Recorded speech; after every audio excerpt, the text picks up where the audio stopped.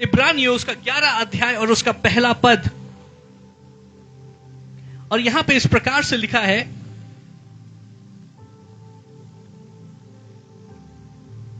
अब विश्वास आशा की हुई वस्तुओं का निश्चय और अनदेखी वस्तुओं का प्रमाण है, क्योंकि इसी के विषय में प्राचीनों की अच्छी गवाही दी गई। विश्वास से सारा ने आप बूढ़ी होने पर भी गर्भ धारण करने की सामर्थ पाई, क्योंकि उसने प्रतिज्ञा करने वाले को सच्चा जाना था। विश्वास से ही यरीहो की शहरपना, हालेलुया, विश्वास से यरीहो की दीवार जब 7 दिन तक उसका चक्कर लगा चुके तो वह गिर पड़ी। विश्वास ही से रहाब वैश्या आज्ञा ना मानने वालों के साथ नाश नहीं हुई, इसलिए कि उसने भेदियों को कुशल से रखा था। जब परमेश्वर के लोग आपके पास में आए, हालेलुया, जब परमेश्वर अपने लोगों को आपके पास में भेजता है तो उस समय उनके साथ में बहुत ही सावधानी के साथ में बर्ताव करना चाहिए। जब परमेश्वर के लोग खास करके जो एक बुलाहट के अनुसार भेजे गए हैं, जो अपनी बुलाहट के कार्य में लगे हुए हैं, जब वो आपके पास आए, जब आप उनसे व्यवहार करते हैं तो हमें कोशिश करना चाहिए और हर संभव यत्न करना चाहिए कि उनके साथ में अच्छे से अच्छा व्यवहार किया जाए। क्यों? क्योंकि वो उस समय स्वर्ग के सिंहासन को रिप्रेजेंट कर रहे हैं। हालेलुया, उस स्वर्ग के सिंहासन को, परमेश्वर के राज्य को वो रिप्रेजेंट कर रहे हैं। तो जैसा हम उनके साथ में करते हैं, हम परमेश्वर के साथ में वैसा कर रहे हैं। और ये 2 साधारण सैनिक, ये साधारण गुप्तचर हैं, लेकिन राहाब जो व्यभिचारी स्त्री है, जिसकी समाज में कोई इज्जत नहीं है, जिसके घराने को सबसे नीचा समझा जाता है, जिसके भविष्य में क्या होगा नहीं मालूम है, उसके परिवार का, उसके बच्चों का क्या होगा नहीं पता है, जिसका भविष्य अंधकार से भरा हुआ दिख रहा है, जब परमेश्वर की बुलाहट में अपनी कॉलिंग को पूरा करने के लिए जो 2 लोग आए, उसने उनकी मदद की। और जब उसने उनकी मदद की, मैं बताता हूं कि क्या हुआ। हम मत्ती उसका पहला अध्याय की ओर चले, मैथ्यू चैप्टर 1, और उसको पहले पद से हम पढ़ें। इब्राहिम के संतान, दाऊद की संतान, यीशु मसीह की वंशावली। यीशु मसीह की वंशावली, हालेलुया। देखें, इब्राहिम से इसहाक उत्पन्न हुआ, इसहाक से याकूब उत्पन्न हुआ, और याकूब से यहूदा और उसके भाई उत्पन्न हुए। यहूदा से फिरिस, और यहूदा और तमार से जोरह उत्पन्न हुए, और फिरिस से हिस्रोन उत्पन्न हुआ, और हिस्रोन से एराम उत्पन्न हुआ, और एराम से अमीनादाब उत्पन्न हुआ, और अमीनादाब से नहशोन, और नहशोन से सलमोन। यहां हम देखें तो जब वंशावली बन रही है तो उसमें सबसे ज्यादा किनका नाम है? उसमें सबसे ज्यादा पुरुषों का नाम है। और सलमोन 5 पद में हम पढ़े, और सलमोन और रहाब से बोअज उत्पन्न हुआ। सलमोन और रहाब से, ये रहाब कौन है? ये रहाब वही व्यभिचारी स्त्री जो यरीहो में थी, जिसको कोई पूछता नहीं था, जिसकी कोई इज्जत नहीं थी। और यीशु मसीह के वंशावली में किसका स्थान आ रहा है? रहाब का स्थान आ रहा है। Praise the Lord. जो कुछ नहीं है, परमेश्वर उनको उठा करके बहुत कुछ बना देंगे। Praise the Lord, hallelujah. कि पीढ़ियां आपके नाम को याद रखेंगी। जो कुछ नहीं है, जो कि राख में है, परमेश्वर उनको उठाकर एक सुंदर जगह पर स्थापित करने वाला हमारा परमेश्वर, जिसको सब लोग भूल जाते हैं, परमेश्वर उनको याद रखने वाला परमेश्वर है। और रहाब और सलमोन और रहाब से बोअज उत्पन्न हुआ। और बोअज और रुत की पूरी किताब है, आप पढ़ सकते हैं, आपके बाइबल में रुत की पूरी किताब मौजूद है। बोअज और रुत से ओबेद उत्पन्न हुआ, और ओबेद से यिशै उत्पन्न हुआ, और यिशै से दाऊद राजा उत्पन्न हुआ। Praise the Lord. और दाऊद के घराने से कौन आया? यीशु मसीह। ये लाल डोरी बहुत सामर्थी है। ये लाल डोरी आपके जीवन को बदल देगी। इस लाल डोरी के महत्व को अगर आज की सुबह आप समझ गए, आज ही से आपका जीवन बदल जाएगा। कई बार हम अपनी मुश्किलों, अपनी परिस्थितियों से लड़ते रहते हैं, लेकिन हालेलुया, उस पे जयवंत होने के लिए हमें लाल डोरी की आवश्यकता है।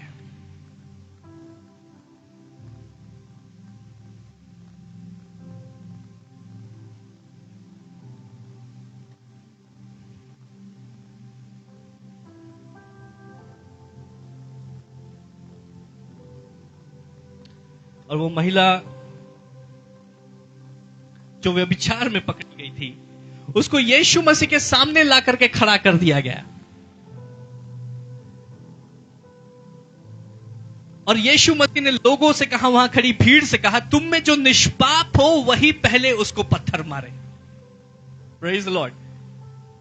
उतनी बड़ी भीड़ बड़े बड़े पत्थर को लेकर के मौजूद है। कोई कह रहा है मैं सर पे मारूंगा, मैं उसके पीठ पे मारूंगा, और यीशु मसीह कहते हैं इससे पहले, ये ठीक है कि व्यवस्था कहती है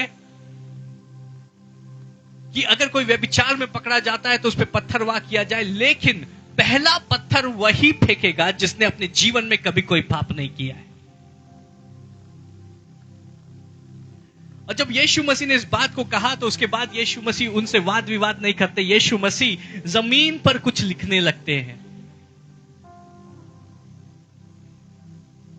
और पता है यीशु मसीह जमीन पर क्या लिख रहे थे? लाल डोरी। लाल डोरी। Praise the Lord. यूहन्ना ने जब यीशु मसीह को देखा तो कहा कि देखो, परमेश्वर का मेमना जो जगत के पापों को हर ले जाता है।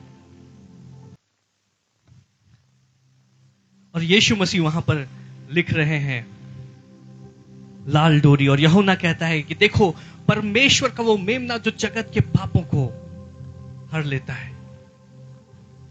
और वचन हमें बताता है कि बिना लहू के बहाए हुए पापों की क्षमा मुमकिन नहीं है। Praise the Lord. बिना लहू बहाए हुए पापों की क्षमा मुमकिन नहीं है।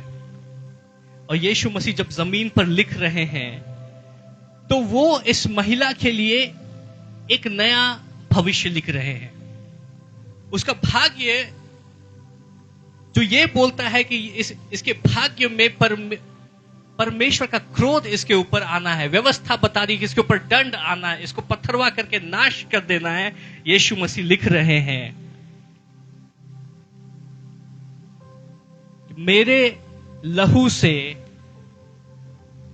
इसका सारा कर्ज माफ होता है। मैं साइन कर रहा हूं, मैं लहू बहाऊंगा ताकि इसका सारा कर्ज माफ हो जाए। Praise the Lord. हालेलुया। वो जो नाश होने वाली थी, यीशु मसीह उसके लिए एक नया भाग्य लिख रहे, एक नया भविष्य लिख रहे हैं। सब लोग वहां मौजूद थे, और जब यीशु मसीह ने कहा कि तुम में से जिसने कोई पाप नहीं किया वो पहला पत्थर चलाए। कई बार हमारे ऊपर जो पत्थर चलाने आते हैं वो दूसरों के ऊपर तो पत्थर चलाते हैं, लेकिन अपने गिरेबान में नहीं देखते कि क्या क्या चल रहा है।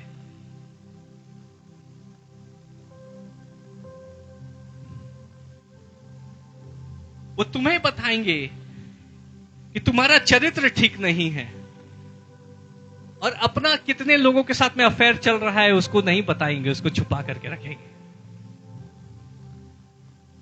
Praise the Lord. जब दूसरों के बच्चों के ऊपर उंगली उठाने की बात आती है तो वो सामने हो जाते हैं, लेकिन अपने जीवन में क्या चल रहा है वो नहीं देखेंगे। वो दूसरों को बताएंगे कि तुम्हें परमेश्वर के वचन के अनुसार चलना चाहिए, तुम हर किसी को ईमानदारी से काम करना चाहिए। लेकिन खुद उन्होंने कितने पैसों का गबन किया है, कितना पैसा इधर से उधर किया है, वो बात किसी को नहीं बताएंगे। बस जब लोगों के सामने आके खड़े होंगे तो ऐसा लगेगा स्वर्ग से उतर के आ रहे, उनसे ज्यादा ईमानदार कोई है ही नहीं। हालेलुया। और क्या ये सच बात नहीं है कि जो दूसरों को बताते हैं खुद उनके जीवन में उथल पुथल चल रही होती है। लेकिन फिर भी दूसरों को ज्ञान देने में वो आगे है।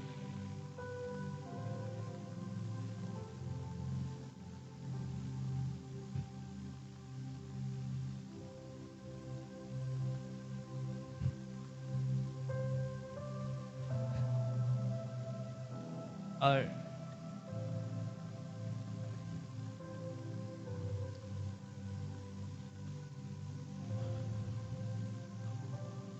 उनका कुत्ता टॉमी, हमारा कुत्ता चंपक। Praise the Lord। कितनों को समझ में आ रहा है? जो दूसरों को बता रहे हैं, लेकिन अपना अपना जीवन सब गड़बड़ है। ये फरीसी इस महिला को लेकर के आ रहे हैं, लेकिन उनके अपने जीवन में क्या चल रहा है? क्योंकि फरीसियों ने भी पत्थर नहीं फेंका। फरीसियों को ठीक समझ में आ रहा होगा, हमने चर्च फंड को इधर से उधर कितना किया है। बिल्डिंग के नाम से 5 करोड़ लिया था, 2 करोड़ में मिलावट के साथ में बिल्डिंग बनाई और 3 करोड़ में अपना घर बनाया। तो फरीसी भी पत्थर नहीं फेंक रहे हैं। फरीसियों को मालूम है कि कहां कहां उन्होंने गलतियां की। लोगों को पता है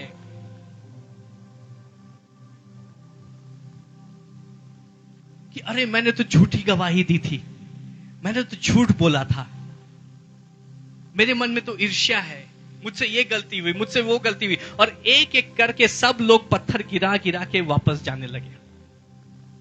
Praise the Lord। अगर किसी को दंड देना है तो वही दंड दे सकता है जो कि पूरी रीति से पवित्र है, जिसने कोई गलती नहीं की है।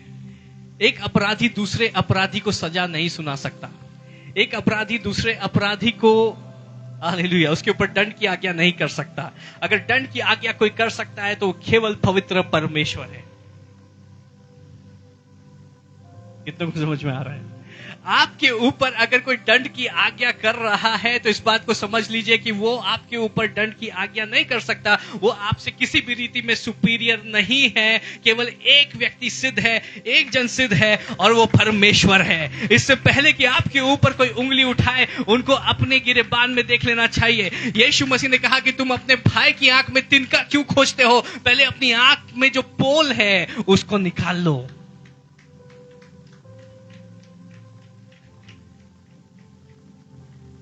Praise the Lord। तो ऐसे लोगों के विषय में हमें चिंता करने की आवश्यकता नहीं है, उनके विषय में हमें घबराने की आवश्यकता नहीं है, जो कि हमारे ऊपर उंगली उठा रहे हैं। लोग आपके बारे में क्या बोलते हैं उसके बारे में आपको चिंता करने की आवश्यकता नहीं है। परमेश्वर हमारे बारे में क्या बोलता है वही बात मायने रखती है। और जरूरी बात यह है कि जो परमेश्वर हमारे बारे में कहता है वो बातें अच्छी होनी चाहिए। केवल वही बातें मायने रखती हैं। लोगों का काम है, हर किसी के पास ओपिनियन है, लोग कुछ ना कुछ कहते ही हैं, है ना। एक हिंदी गाना बहुत अच्छा है, लोगों कुछ तो लोग कहेंगे, लोगों का काम है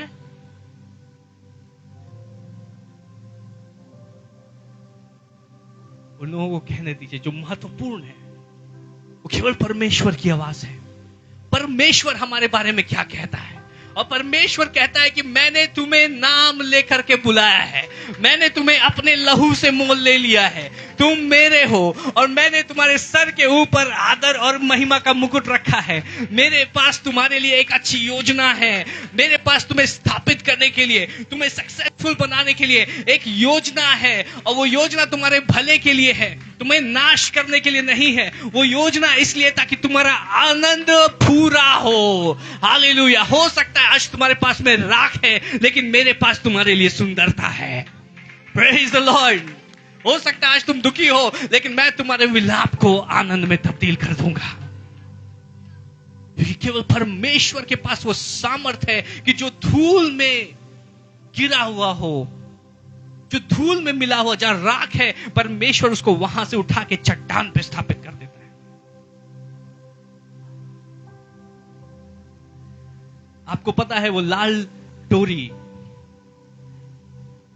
इंग्लिश की बाइबल में लिखा है स्कारलेट थ्रेड, स्कारलेट।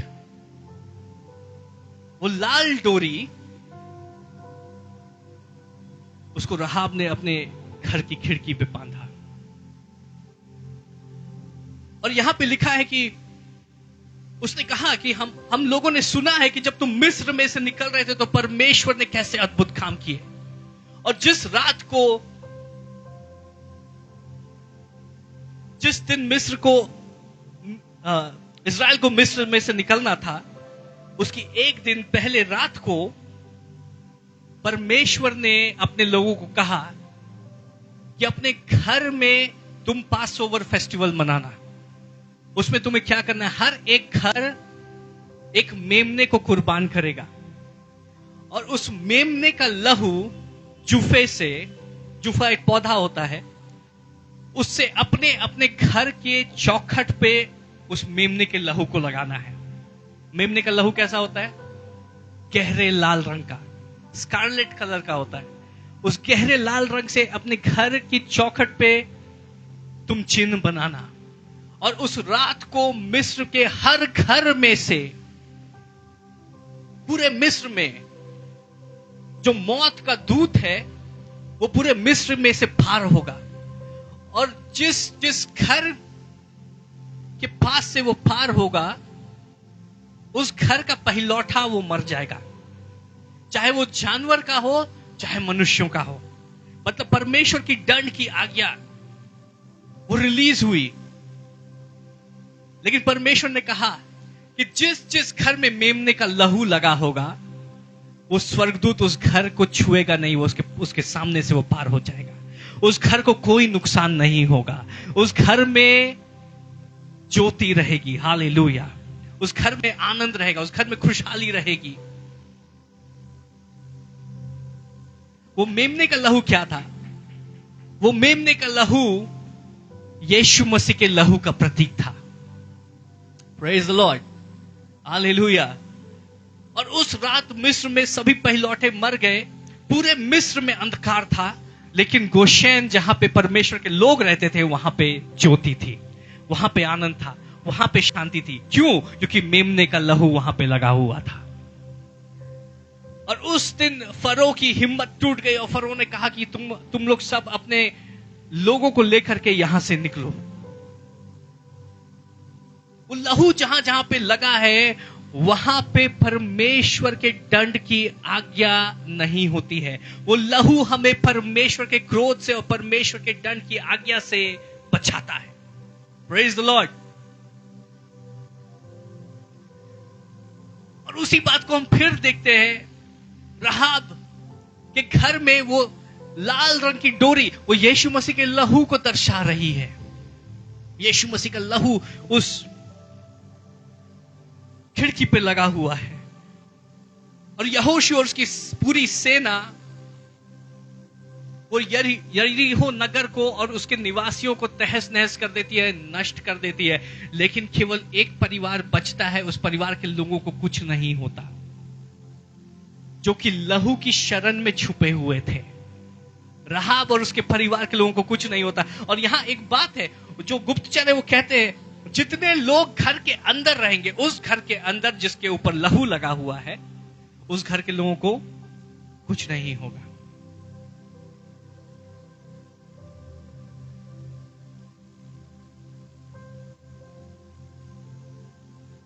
लेकिन अगर उस घर में से कोई बाहर जाता है तो उनकी गारंटी गुप्तचर लेने को तैयार नहीं है। वो कहते हैं अगर कोई घर के बाहर हो और वो नाश हो जाए, और जो कि हो ही जाएगा, तो उसका खून हमारे सर के ऊपर नहीं होगा। यीशु मसीह के लहू में छुपे रहो। Praise the lord. Yeshu Masih के लहू में छुपे रहो। वो लहू जो कि हमें बचाता है, वो लहू जो कि हमारे अपराधों का कर्ज पूरी तरीके से चुकाता है, वो लहू जो कि हमारी पहचान को पूरी रीति से बदल देता है, वो लहू जो कि हमारी किस्मत को पूरी रीति से बदल देता है। हालेलुया।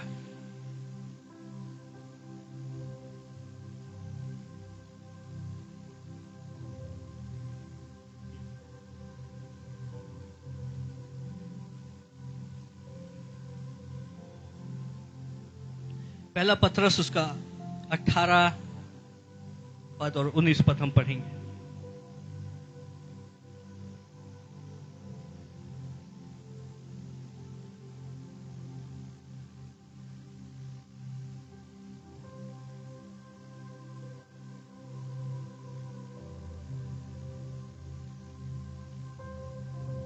पहला पत्रस उसका पहला अध्याय 18 और 19 पद।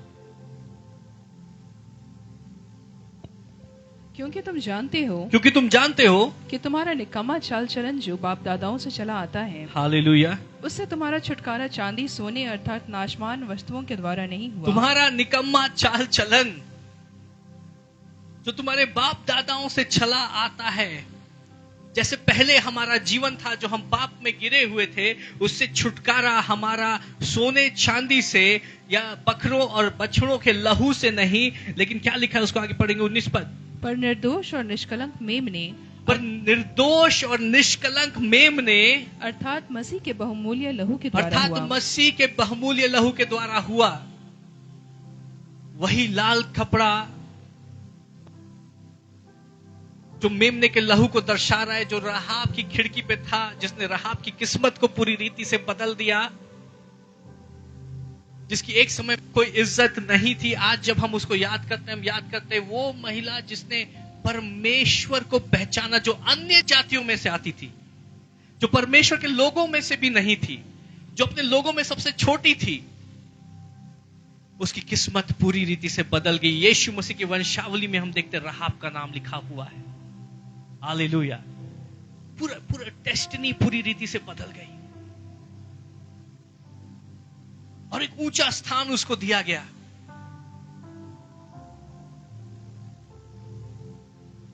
और हमारा जीवन जो छुड़ाया गया है वो यीशु मसीह के लहू के द्वारा छुड़ाया गया है।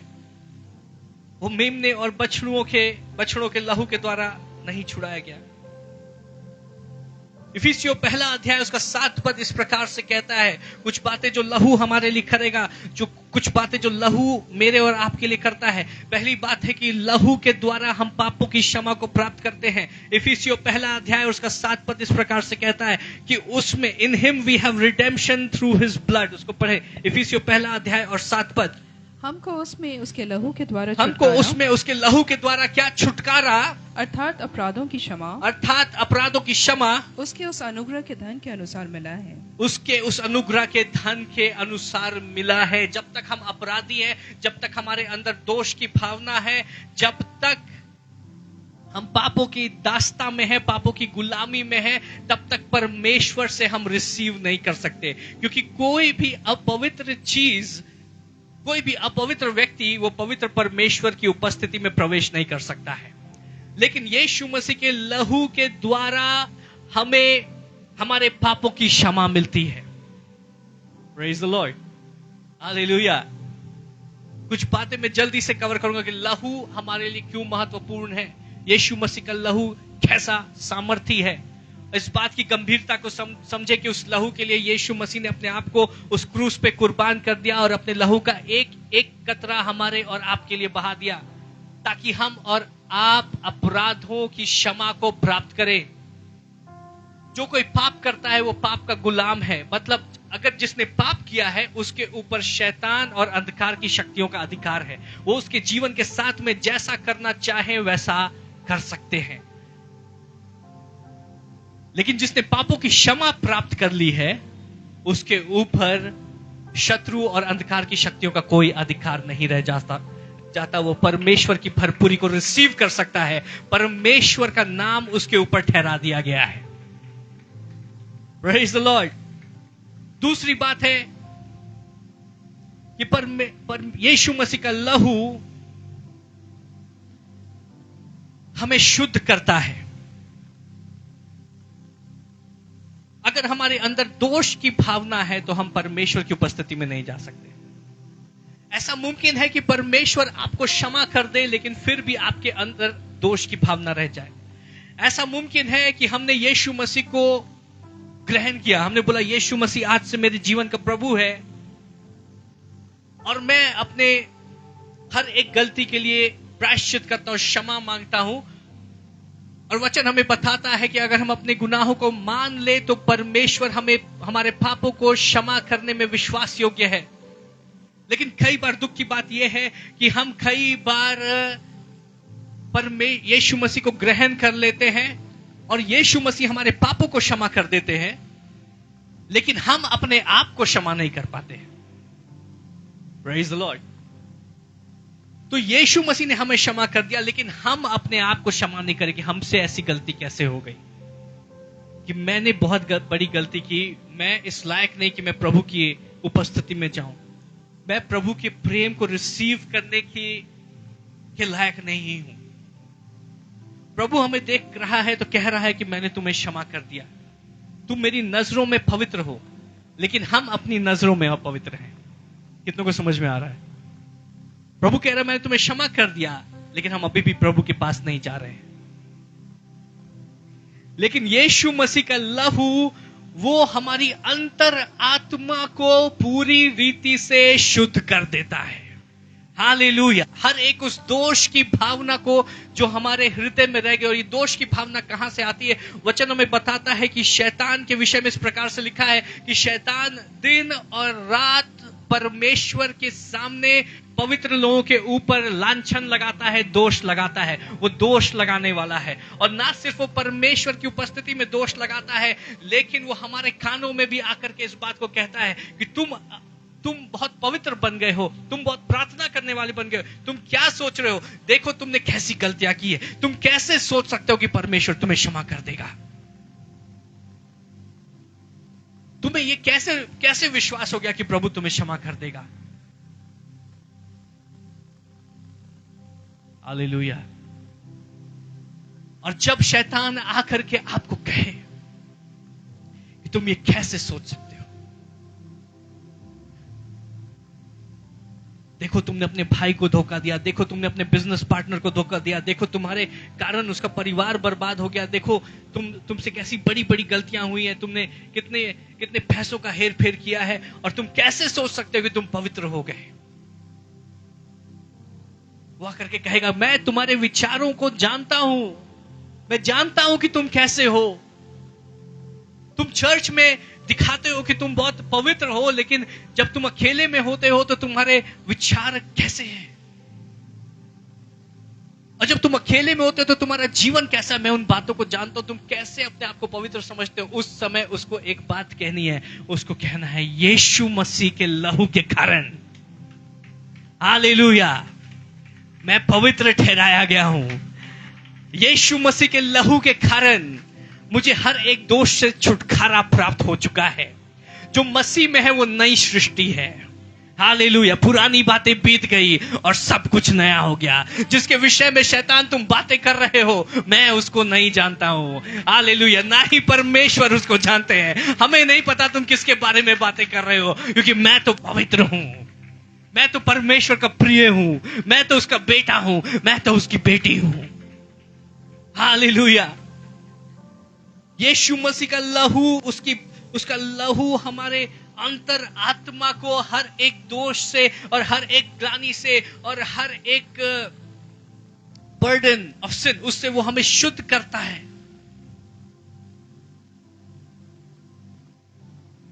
हालेलुया।